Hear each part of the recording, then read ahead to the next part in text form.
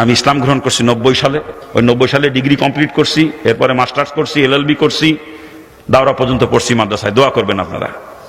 আমার কলেজের চাকরি হয়েছিল MA পাস করার পরে। দেশে চাকরিও ছেড়ে দিছি, মেয়েদেরকে পড়ানো লাগে, পর্দার খেলাফ হয়, চাকরি ছেড়ে দিছি। দিয়ে চরমুনার মরহুম পীর সাহেবের পরামর্শে মাদ্রাসায় ভর্তি হয়ে দাওরা পর্যন্ত পড়াশোনা করছি। জাহান্নামের এক মুহূর্তের আযাব কারো পক্ষে সহ্য করা সম্ভব না। আমি পারবো না, আমি পারবো না, কসম খোদার, কসম খোদার। ওই জাহান্নাম থেকে বাঁচার জন্যই খালি মুসলমান হয়েছে। আমার কোনো কিছুর অভাব ছিল না দুনিয়াতে। আমার বাপ কোটি কোটি টাকার মালিক, এদেশের অন্যতম বড় শিল্পপতি আমার বাপ। আমি যদি চাইতাম যে প্রতি সপ্তাহে গাড়ির মডেল চেঞ্জ করব, আমি তাও পারতাম। আমার ঠেকানোর কেউ ছিল না দুনিয়াতে। এত সম্পদের মালিক আমার বাপ, এত সম্পদ, কোনো কিছুর কমতি ছিল না। আমি ছাত্রলীগের জেলা সেক্রেটারি ছিলাম, ছাত্রলীগের মাগুরা গভর্নমেন্ট কলেজের VP ছিলাম। বর্তমান প্রধানমন্ত্রীর এক সময়কার ডান হাত ছিলাম বলতে গেলে আমি। যে শেখর, মাগুরা শেখর, মাসাদ মুক্তারের ছেলে, প্রধানমন্ত্রীর APS, শোনেন নাম, শোনেন না? আমি যখন জেলা ছাত্রলীগের সেক্রেটারি, শেখর ছিল সাংগঠনিক সম্পাদক। আজকে শেখর ওই পর্যায়ে গেছে, তাহলে আমি কোন জায়গায় যেতাম? কোনো কিছুর অভাব ছিল না আমার বাজান দুনিয়াতে, কোনো কিছুর অভাব ছিল না। কত দাপটওয়ালা মানুষ ছিলাম, কত দাপট ছিল। কিন্তু আল্লাহ পাক হেদায়েত দেবে, তাই এটা আল্লাহর মনসা। হেদায়েত কসম খোদার, আল্লাহর হাতে হেদায়েত, কসম খোদার। যদি অন্য কারো হাতে হেদায়েত থাকতো, যত বড় বুজুর্গ হোক না কেন, আমার মতো বদমাইশের কাছে জীবনে হেদায়েতের বাণী নিয়ে যাইতো না কেউ। এত বড় কাট্টা বদমাইশ ছিলাম আমি, জানেন আপনারা। পিস্তল দুই পকেটে নিয়ে ঘুরতাম সবসময় আমি। 8 জন 10 জন বডিগার্ড থাকতো আমার সাথে, 8-10 জন বডিগার্ড। মানুষ যদি খালি শুনিছে রানা মাস্তান আসতেছে, শোনেন নাই নান্দা, শোনেন নাই? ডাক নাম ছিল রানা, মানুষ রানা মাস্তান করে চিনতো। যদি খালি শুনিছে রানা মাস্তান আসতেছে, কিরা কোন দিক সরে দাঁড়াবে, রাস্তা ছেড়ে দিশে পাইতো না। এমনি রাস্তা পরিষ্কার হয়ে যেত, এমনি। এত বড় দাপট নিয়ে চলতাম, এত দাপট নিয়ে। যত বড় আলেম হোক, যত বড় পীর সাহেব হোক, আমার মতো বদমাইশের কাছে কেউ হেদায়েতের বাণী নিয়ে যাইতো না। আমি জীবনেও হেদায়েত পাইতাম না যদি আল্লাহর হাতে হেদায়েত না থাকতো। আল্লাহ কুদরতি হাতে আমার মতো কাট্টা বদমাইশকে আল্লাহ পাক জাহান্নাম থেকে বাঁচাইছে। এটা আল্লাহ পাকের ইশারা। মানে আমি গল্পের বই কি মনে করে রসুলের জীবনী কিনে নিয়ে আসবো কি জন্য বলেন? রসুলের জীবনী পড়তে যাবো কোন দুঃখে আমি, হিন্দুর বাচ্চা হইয়া? কিন্তু গল্পের বই মনে করে কিনে নিয়ে আসছিলাম রসুলের জীবনী, গল্পের বই। আগে থেকে গল্পের বই পড়ার নেশা ছিল, গল্পের বই পড়ার। মনে করছিলাম ওটা গল্পের বই। বইটার নাম হলো যে ফুলের খুশবুতে সারা জাহান মাতোয়ারা। মনে করছিলাম আশ্চর্য কোনো ফুল নিয়ে হয়তো বইটা লেখা। কেমন সেই ফুল কোথায় পাওয়া যায় জানার জন্য কিনে নিয়ে আসছিলাম। কিনে এনে পড়ে দেখি আমিও সেই ফুলের জন্য পাগল হয়ে গেলাম। রসুলকে ফুলের সঙ্গে তুলনা করে, রসুলের আকলাককে ফুলের সুঘ্রাণের সঙ্গে তুলনা করে বইয়ের নাম দিয়েছে যে এই ফুলের খুশবুতে সারা জাহান মাতোয়ারা। ওটাই আমার পড়া সর্বপ্রথম ধর্মীয় বই, রসুলের জীবনী। আর এত মজা লাগে, পরপর 4 বার পড়ি বইটা। যত পড়ি পড়তেই মন চায়। এরপরে ইসলামের দিকে আকৃষ্ট হয়ে যায়। তখন থেকে ইসলামী বই পুস্তক পড়তে শুরু করি। আর ইসলামী বই পুস্তক পড়তে যাইয়ে বিভিন্ন কিতাবে জাহান্নামের যে বিবরণ পড়ছি, ও জাহান্নামের এক মুহূর্তের আযাব কোনো মানুষের পক্ষে সহ্য করা সম্ভব না। আমি পারবো না, আমি পারবো না, কসম খোদার। ও জাহান্নাম থেকে বাঁচার জন্যই খালি মুসলমান হয়েছি, কসম খোদার।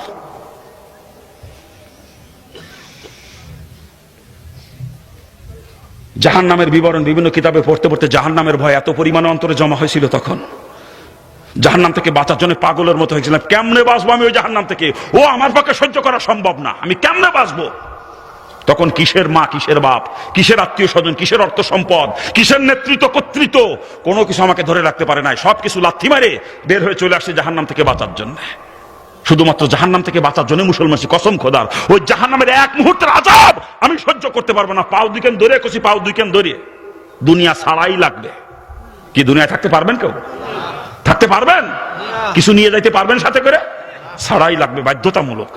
অতএব সময় থাকতে দুনিয়া ছাড়েন। যদি জাহান্নাম থেকে বাঁচতে মন চায়, নিয়ে তো যাইতে পারবেন না, থাকতেও পারবেন না। ফাও মহব্বত অন্তরে নিয়ে কবরে যাবেন আর জাহান্নামের আগুনে পড়বেন। বাজার 90 সালে ইসলাম গ্রহণ করছি, এই 28 বছর পার হয়ে গেছে। এখনো আমার মুসলিম কয় কন, এটা স্বভাব হয়ে গেছে। নিউ মার্কেটের বয়স কতদিন? 70 বছর, এখনো নিউ মার্কেট। কি গান? এখনো নিউ মার্কেট। এখন বিশাল ব্রিজ, 4টা গাড়ি চলতে পারে পাশাপাশি। এই জায়গার নাম হইলো মাইটি ব্রিজ। একসময় মাটি দিয়ে ব্রিজ বানাইছিল, এটার নাম এখন মাইটি ব্রিজ। কিন্তু এখন এত বড় ব্রিজ বানাইছে সরকারের জায়গা, 4টা গাড়ি পাশাপাশি চলতে পারে, কিন্তু জায়গার নাম মাইটি ব্রিজ। এই অবস্থা আমাদের। তা আমারও মুসলিম কবে আমার ফুলা ফান্ডও কবে ন মুসলিমের ফুলা, এরপরে যদি আস্তে আস্তে কাটে, তার আগে কাটবে না। ঠিক আছে, যাক আলহামদুলিল্লাহ বাজান, আমি ইসলাম গ্রহণ করছি 90 সালে। ওই 90 সালে ডিগ্রি কমপ্লিট করছি, এরপরে মাস্টার্স করছি, LLB করছি, দাওরা পর্যন্ত পড়ছি মাদ্রাসায়। দোয়া করবেন আপনারা। আমার কলেজের চাকরি হয়েছিল MA পাস করার পরে।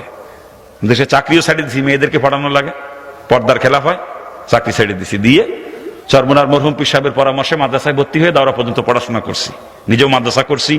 আমার মাদ্রাসায় দাওরা পর্যন্ত আপনাদের দোয়ায়। আমি পড়েছি মাত্র 5 বছরের শর্ট করছি, কিন্তু মাদ্রাসা করেছি লং করছে আপনাদের দোয়ায়। আমার মাদ্রাসায় দাওরা পর্যন্ত পড়তে 14 বছর সময় লাগে। দোয়া করবেন আমার মাদ্রাসার জন্য, কি করবেন না?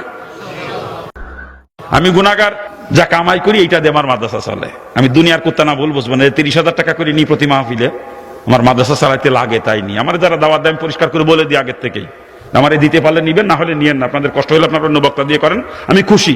কিন্তু নিয়ে যদি আমার 1 টাকাও কম দেন, আমার মাদ্রাসার ক্ষতি করা হবে। আমি 27 জন উস্তাদের বেতন দিই, 2 জন বাবুর্চি, 1 জন নাইট গার্ড, এই মোট 30 জনের বেতন দিই। 400-র উপরে ছাত্র বোর্ডিং এ খানা খায়। গরিব মিসকিন এতিম হয় সব তো ফ্রি। আর যারা ধনী লোকের ছেলে, তাদেরও 1700 টাকা খোরাকি মাসে। 1700 টাকা 3 ওয়াক্ত খাবার কয়দিন চলে একটা ছেলের কান্দি?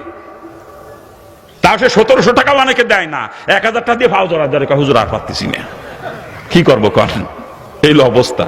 দোয়া করবেন। আমি গুনাহগার, যা কামাই করি, আর উপসাজক হয়ে অনেকে দেয়। এই যে মাহফিলে যায়, হাতের মধ্যে গুজে দেয় 1000 টাকা পার্সেন্ট, ওই মুসাফা করার সময় গুজে দিয়ে দেয়, হুজুর আপনার মাদ্রাসার জন্য এটা দিলাম। ওটা তো ফিরিয়ে দিতে পারি না, ফিরিয়ে দেওয়া যাবে?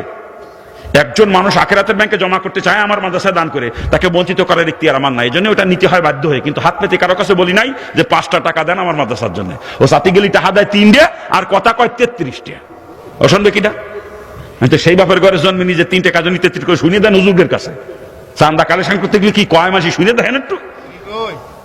আমি বাজানো ওইসব কথা শুনতে পারবো না। মাদ্রাসা করেছি, পাল্লি চালাবো, নালি বন্ধ করে দেবো। আপনারা কি কন, বন্ধ করে দেবো? যদি বন্ধ করে দিয়া লাগে, দিতে হয়, দিলে পরে এত টাকা আমারে দিয়া লাগবে না। আমি দুনিয়ার কুত্তা না, আগেই বলছি দুনিয়ার কুত্তা না আমি। আমার শুধু আসা যাওয়ার গাড়ি ভাড়া দিবেন, আর সংসারের জন্য সীমিত কিছু পয়সা দিবেন, আমার চলে যাবে। কিন্তু মাদ্রাসা চালাইতে লাগে, এই জন্য আমি টাকা নিই। কি করবো বলেন? মাদ্রাসা বন্ধ করে দিতে পারতেছি না, এই জন্য নেওয়া লাগে। এই জন্য আমি পরিষ্কার করে বলি, ভাই আমার নিজের আপনার কষ্ট হয়, নিয়েন না। আপনার অন্য বক্তা দিয়ে করেন, আমি খুশি। কিন্তু নিয়ে যদি কম দেন, আমার মাদ্রাসার ক্ষতি হবে, তখন আমি কষ্ট পাবো।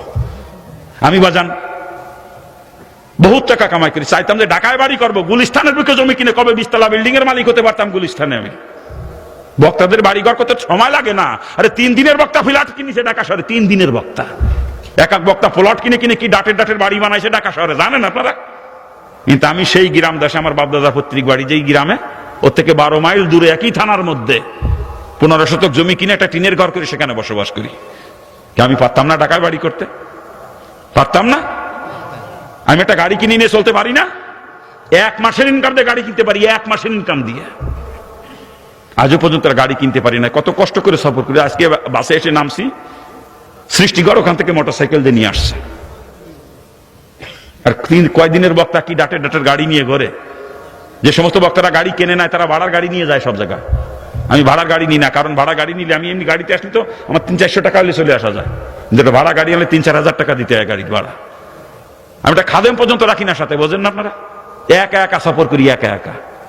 খাদেম যদি রাখি, যে আমার আসতে যাইতে যে টাকা গাড়ি ভাড়া লাগে, খাদেম পিছনে ওই টাকা খরচ হয়ে যায়। আমি হোটেলে খাই, খাদেমরে খাওয়ানো লাগে। আবার সে বেচারা আমার সাথে থাকবে, তার সংসার খরচ দেওয়া লাগবে না? এতে সংসার খরচ দিয়ে, গাড়ি ভাড়া দিয়ে, খাওয়ার খরচ দিয়ে 30-40 হাজার টাকা মাসে চলে যায় খাদেমের পিছনে। আমি কষ্ট করে একা আসলে ওই টাকা আমার মাদ্রাসার কাজে লাগে। এই কষ্ট করি শুধু মাদ্রাসার জন্য। আমার পরিবারের যে খরচে একটা মাহফিলের 1000 টাকাও লাগে না পুরো মাসে। 30 দিন কষ্ট করি শুধু মাদ্রাসার জন্য। আমার কাছে আমার মাদ্রাসার দাম আমার জীবনের থেকেও বেশি। জীবনের থেকেও মাদ্রাসার দাম বেশি আমার কাছে। দোয়া করবেন আল্লাহ পাক যেন আমার মাদ্রাসা কবুল করে। আমি একা কষ্ট করে সফর করি, ব্রিফ কেস নিয়ে সফর করি। ওই ব্রিফ কেসটা নিয়ে হাতে ঘুরতে প্রত্যেকটা ডলা দিয়ে দেখেন, একটু এই গিড়েগুলো ডলা দিয়ে দেখেন না, কড়া পড়ে, প্রত্যেকটা গিড়ি কড়া পড়ে গেছে। এই জায়গায় ডলা দিলে শুলে যাবে, মুখের চামড়া দিয়ে হাত দিয়ে ডলা দিয়ে মুখ শুলে যাবে আমার। প্রত্যেকটা গিড়ে এরকম কড় উঠে গেছে। ওই ব্রিফ কেস হাতে নিয়ে হাঁটি। এই কষ্ট করি শুধু মাদ্রাসার জন্য। বাজান কি করবো বলেন? আমার সমালোচনা করে অনেকে যে এত টাকা নাই, না সমালোচনা করে না। আমি দুনিয়ার কুত্তা না, দুনিয়া কামাই করার জন্য মুসলমান হই নাই। ওই যে বাড়ি করছি, প্রয়োজনের তাকিদে করছি, পর্দা রক্ষা করার জন্য করছি বাড়ি। আর নাহলে বাড়িও করতাম না, কারণ ভাড়া বাসায় পর্দা রক্ষা করে চলা খুব কষ্ট হয়। এই জন্য শুধু বাড়িটুকু করছি, নাহলে বাড়িও করতাম না। যে বাড়িতে আমি থাকতে পারবো না কয়দিন পরে, আবার যে বাড়ি আমি সাথে নিয়েও যাইতে পারবো না, ওই বাড়ির পিছনে টাকা খরচ করবো আমি? এত বড় বুক আমারে পাইছেন আপনারা? আপনাকে মতো বলদ না আমি, কিন্তু করছি শুধু পর্দা, ওই আখেরাতের উদ্দেশ্যে করছি, পর্দা রক্ষা করার জন্য বাড়িটুক করছি। আমার স্ত্রী ভাড়া বাসায় যখন থাকতাম, বোরকা পরে আগুনের কাছে রান্না করা লাগতো জ্যৈষ্ঠ মাসেও, গরমের দিনেও। শুধু বাড়িটুক করছি আল্লাহর বান্দিরে পর্দা রক্ষা করে চলতে পারে স্বাধীনভাবে, এই জন্য করছি বাড়ি, নাহলে বাড়িও করতাম না। আমার তো বাড়ির অভাব ছিল না। আমার বাপের ঢাকা শহরে 6টা বাড়ি। তা কি ডাটের বাড়ি জানেন সেগুলো? প্রত্যেকটা বাড়িতে সারা বছর শুটিং চলে। সিনেমার প্রডিউসাররা, নাটকের প্রডিউসাররা বাড়ি ভাড়া নিয়ে সারা বছর সে বাড়ির মধ্যে শুটিং চলে। তাহলে কোন কাদার বাড়ি চিন্তা করেন। আমার কোনো কিছুর অভাব ছিল না বাজান। আমি দুনিয়া কামাই করার জন্য মুসলমান হই না, ভুল বুঝবেন না। দুনিয়ার কুত্তা না আমি। এই টাকা আনি শুধু মাদ্রাসার জন্য। আজ পর্যন্ত কারো কাছে হাত পাইতে বলি না 5টা টাকা মাদ্রাসার জন্য দেন, বলবো না কোনোদিন। উপযোজক দিলে সেটা নি, কিন্তু হাত পাইতে বলবো না কারো কাছে।